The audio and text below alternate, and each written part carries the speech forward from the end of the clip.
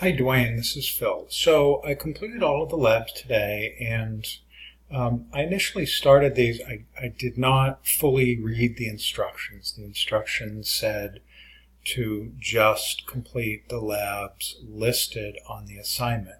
And I saw all of the labs in the simulator, and I just, for whatever reason, I just decided to start from the beginning. And it wasn't until you had the Sunday night session that I realized, I think Irene also realized, that we didn't have to do all of them, and that we just had to do the ones listed. So that was a great relief.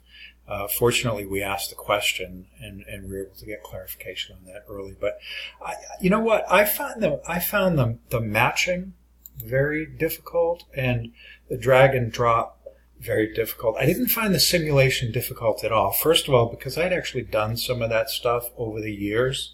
A lot of it was several years ago, but some of it came back to me, and so it wasn't that difficult. And following the simulations, instructions were pretty easy. I think there were maybe one or two of them where you had to do more than just follow directions and kind of think about what commands to use. Those were a little bit more difficult. But still, I didn't find the simulation labs difficult at all. Actually, I thought they were kind of fun. The matching labs, I did find those very difficult. And well, I guess I shouldn't say difficult, but they were time consuming because I had to use several different resources to solve them. I used our book, and I also got the NetPlus book from CompTIA or Pearson, wherever it was. Actually, I got it on Google Books so that I could have it electronically and keep it there. And I also used the internet as a resource, different tech sites. But the matching were definitely the most difficult for me, at least the most time consuming. Particular ones that I had a problem with, oh gosh, let's see. Security, appliance, terminology and methods, not really.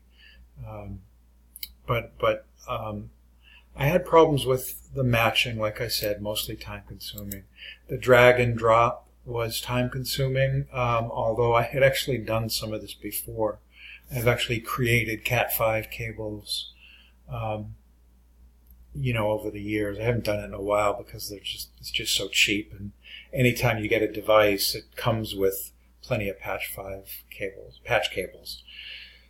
But having said that, I thought it was pretty interesting to go through the exercise again. And the crossover cable, hooking it up using the mouse and dragging and dropping the cables was a little bit difficult, but not too bad. The wireless antenna placement, believe it or not, I actually had a lot of trouble with that. As well as maybe it was the wireless antenna placement. I was going to say the network topologies, but really the wireless antenna placement. I had to go back and do that several times.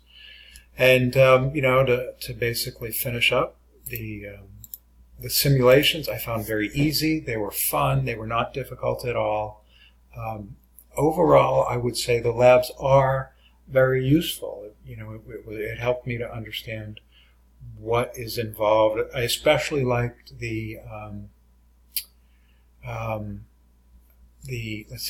matching, and I think there were some related to IPv6, maybe in the drag and drop. Yep, I don't know if we actually had to do that one. We didn't, but that's one of the ones that I did early, and I actually liked that one. It was very interesting learning about the IPv6 addresses, and I think in my work in the future, if I can stick with those versus the IPv4, that's what I'm going to try to do. So, all in all, I thought the labs were very useful.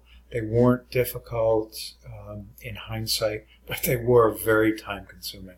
I would say in total on the labs, I probably spent 6 to 8 hours on all of the labs before all was said and done. But again, it was worth it.